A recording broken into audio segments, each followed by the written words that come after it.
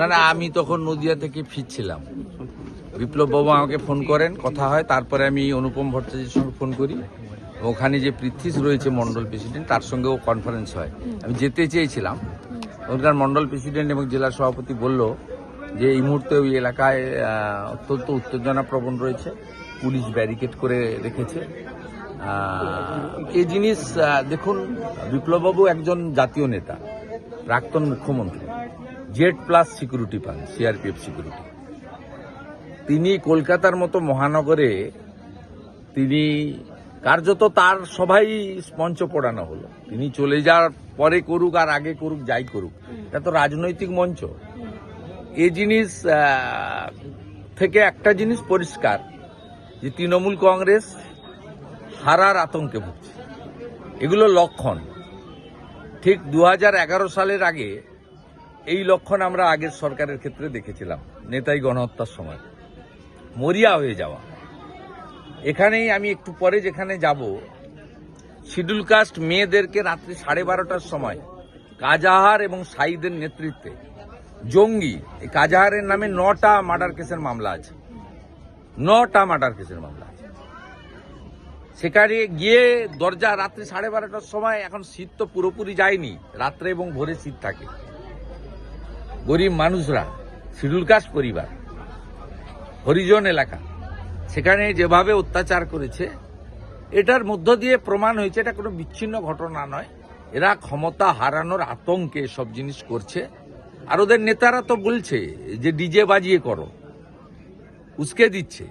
SIR নিয়ে যে ধরনের কথাবার্তা মুখ্যমন্ত্রী বা ওনাদের দলের সেকেন্ড ইন কমান্ড, ডায়মন্ড হারবারের সাংসদ বা অন্য নেতারা, MLA-রা যে ভাষাতে কথাবার্তা বলছে বিভিন্ন স্তরে, সে ফারাক্কার মনিরুল হতে পারে, যাই হতে পারে, তাতে তো পরিষ্কার এরা হিংসার রাজনীতি করতে চায়। সেই কারণে করেছে। এবং আমার দ্বিতীয়ার্ধে আমরা কালকে FIR করেছি, এখনো অ্যারেস্ট হয়নি। ওখানে একটু শান্তিপূর্ণভাবে মিছিল হবে এবং আমি নিজে ভোটের পরেও গতকাল মাঠে যারা তৃণমূলের যারা তারা লাঠিসোঁটা নিয়ে পুলিশের সামনে আক্রমণ করে। হ্যাঁ, ওরা তো মূলত মুসলিম, সব মুসলিম যে গুন্ডা আমি বলছি না। ওখানে ধরুন তৃণমূল করে আহমেদ বাবু, তাকে আমি গুন্ডা বলতে পারি না। ইনতাজ সাহেব, প্রাক্তন জাজ গড় চক্রবর্তীয়া, তাকে আমি বলতে পারি না। আমার এখানে বয়েলেও কিছু কিছু মাস্টারমশাইরা আছে, আমি চিনি তাদের, কনিজুর বাবু টাবু, আমি তো কখনো তাদেরকে বলতে পারি না যে এরা হচ্ছে কমপ্লিটলি মৌলবাদী, জেহাদি, জঙ্গি। এরা হিন্দুদের উপর আক্রমণ করে। নন্দীগ্রামে রাজ্য পুলিশ দিয়ে 36টা সমবায়ের ভোট হয়েছে, 29টাতে ভারতীয় জনতা পার্টি সমর্থিত, প্রতীক নেই, আমরা জিতেছি 29টাতে। তা এখানে তো বিরোধী দল থাকবে, তারাও কোথাও কোথাও 2, 1, 3টে জিতেছে, তাতে তো কোনো সমস্যা নেই। কালকে 40টা আসনে ওখানে ভোট হয়েছিল। আমি এই ভোটে লড়ি না, স্থানীয় স্তরে লোকজন যুক্ত হয়, আমি একদম জড়াই না। 18টা আসন আমরা পেয়েছি, 22টা আসন ওরা ওখানে পেয়েছে। 1100 ভোটার, 400 মুসলমান ভোট, 390 জন ওদের দিয়েছে। মুসলমানরা এখনো এইসব চোর ডাকাত গুন্ডাদেরকে সমর্থন করছে। এর ফল ভোগ করতে হচ্ছে কিন্তু শিক্ষিত মুসলিম ছেলেদের, শান্তিপ্রিয় মুসলিম যারা আছেন 2, 4 জন 6 জন, তাদেরকে এই ফল ভোগ করতে হচ্ছে। অর্থাৎ এটা তো আজকে 35 জায়গায় এই ঘটনা ঘটেনি, এখানে এই ধরনের ঘটনা ঘটাচ্ছে মানে কাজ আর ঘটছে।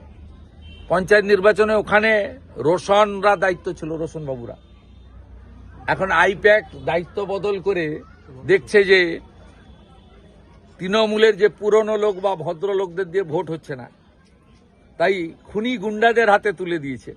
সঙ্গে এখানকার আইসি আছেন, সঙ্গে ভাইপো SP আছেন, মুখ্যমন্ত্রীর পাঠানো SP ইনচার্জ, এসব করছে, করে কিন্তু আলটিমেটলি কোনো লাভ হবে না, কোনো লাভ হবে না। বেহালাতে মঞ্চ পোড়ানোর পর বিজেপি তারা পাল্টা অভিযোগ করছে, তার আগে ক্লাবে ভাঙচুর চালিয়েছে বিজেপি। সে থাকলে অভিযোগ হবে, থানা তদন্ত করবে। কিন্তু রাজনৈতিক মঞ্চ পোড়ানোর ক্ষমতা কাকে দিয়েছে, কে দিয়েছে কাকে? এটা কি ভালো দৃষ্টান্ত হচ্ছে? দাউ দাউ করে একটা রাজনৈতিক দলের মঞ্চ পুড়ছে। আনন্দপুরে আগুন লেগেছে। 11 সালের আগে সিপিএম কি জানতো আমরা থাকবো না? 34 বছর ছিল। তৃণমূল ভাবছে চিরদিন থাকবে, থাকবে না। এবারে ওইখানে যদি ভবিষ্যতে তৃণমূল বিরোধী দল হয়, হবেই। তারা বক্তব্য করার পরে যদি লোক মঞ্চ পুড়ায় তখন কি বলবে? তোমরা পুড়িয়েছিলে, ওরা পুড়িয়েছে। এই যে রাজনৈতিক পরিবেশ, এটা বন্ধ হওয়া দরকার। পশ্চিমবাংলায় যে ভদ্র রাজনীতি আগের দিনে হতো, স্বাধীনতার পরে হতো, সেই রাজনীতি এখানে ফিরে আসা দরকার আছে। বিধানচন্দ্র রায়ের আমলের রাজনীতি, অজয় মুখার্জির সময়ের রাজনীতি আমরা নন্দীগ্রামে দেখেছি। এখানে ভালো ভালো লোকেরা রাজনীতি করেছেন, এখানে বিশিষ্ট মানুষরা রাজনীতি করেছেন। পরমানন্দ ভারতীর মতো বামপন্থী আছেন, অমল জানাদের মতো ডানপন্থী নেতৃত্ব আছেন, ওখানে দেবীশঙ্কর পণ্ডার মতো ডানপন্থী নেতৃত্ব যেমন ছিলেন, ভূপাল পান্ডার মতো শক্তি বলের মতো বামপন্থী নেতৃত্ব ছিলেন। তা ভদ্র রাজনীতি ছিল। এই রাজনীতি আমরা চাই, এই অসভ্য রাজনীতি ইতরামি বন্ধ হয়ে ভদ্র রাজনীতি ফিরে আসুক, এটাই প্রার্থনা করব পশ্চিমবাংলার মানুষকে।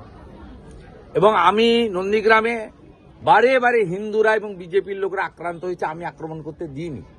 23 পঞ্চায়েতে 17টার মধ্যে 11টাতে আমরা জিতেছি, কোথাও গন্ডগোল করতে দিইনি। ভেকুটিয়ায় একটা জায়গায় গিয়ে তৃণমূলের লোকের উপর আমাদের লোকেরা আক্রমণ করেছিল, আমি ক্ষমা চাইছি।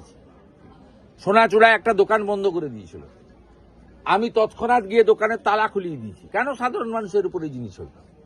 এটা কি রাজনীতি নাকি? রাজনীতি ভোটের সময় হবে, সারা বছর কেন রাজনীতি হবে? এ তাকে মারবে, সে তাকে পুড়াবে, সে তাকে আগুন দেবে, এই জন্যই কি পরিবর্তন নাকি? এটা আসল পরিবর্তন নাকি? সেই কারণে বলি আসল পরিবর্তন হয়নি। জাতীয় পতাকার সামনে দাঁড়িয়ে বলছি, আসল পরিবর্তন আনতে গেলে নরেন্দ্র মোদীজির মতো একজন আদর্শ ব্যক্তির হাতে, ভারত মাতার সুসন্তানের হাতে পশ্চিমবঙ্গ তুলে দেওয়া উচিত, যেটা ভারতবর্ষের 20টা রাজ্য তুলে দিয়েছে। এটা কোনো দেশের লোক করতে পারে না, সে হিন্দু হোক, মুসলিম হোক, শিখ হোক, খ্রিস্টান হোক, জৈন হোক। যারা ভারতবর্ষের স্বাধীনতাকে স্বীকার করে না, যারা গ্রেটার বাংলাদেশের স্বপ্ন দেখে, যারা বন্দে মাতরম বলতে চায় না, জাতীয় সঙ্গীত গাইতে চায় না, যারা 26শে জানুয়ারি 15ই আগস্ট পালন করে না, তাদের কাজ। পুলিশের দায়িত্ব খুঁজে দেওয়া। পুলিশের বেতন কোনো রাজনৈতিক দল ব্যক্তি দেয় না, ট্যাক্সের টাকায় পুলিশের বেতন দেওয়া হয়। পুলিশের কাজ রাষ্ট্রবিরোধীদের খুঁজে বের করে শাস্তি দেওয়া, আর জনগণের কাজ, রাষ্ট্রবাদীদের কাজ জাতীয় পতাকা নিয়ে শান্তিপূর্ণ উপায়ে পুলিশের সঙ্গে অশান্তি না করে গণতান্ত্রিকভাবে প্রতিবাদ করা। আনন্দপুরে আগুন চলছে, দাউ দাউ করে চলছে, 5 জন মিসিং গতকাল রাত থেকে এখনো। এর মধ্যে ময়নার একজন খুঁজে পাওয়া যাচ্ছে না, ময়নার একটি ছেলে আছে, খুঁজে পাওয়া যাচ্ছে না। আমি এক্ষুনি এমএলএ অশোক দিন্দাকে বলেছি বিষয়টা দেখার জন্য। আসল কথা, সরকার, প্রশাসন, পুলিশ তারা রাজনীতিকরণ হয়ে গেছে আর দুর্নীতিগ্রস্ত হয়ে গেছে। তাই তাদের যে সাংবিধানিক বা আইনগত কাজ, আগের সিআরপিসি বর্তমানে বিএনএস, ভারতীয় ন্যায় সংহিতা, সেই অনুযায়ী কাজ করছে না, এর ফলেই এটা হচ্ছে। এবং এখানে ভারতবর্ষের সমস্ত সাংবিধানিক প্রতিষ্ঠানগুলো আক্রান্ত, মিডিয়া আক্রান্ত।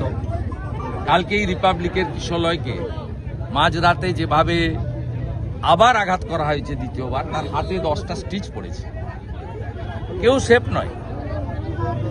মুখ্যমন্ত্রী তো বলেই দিয়েছেন মেয়েদের বেরোতে না সন্ধ্যের পরে।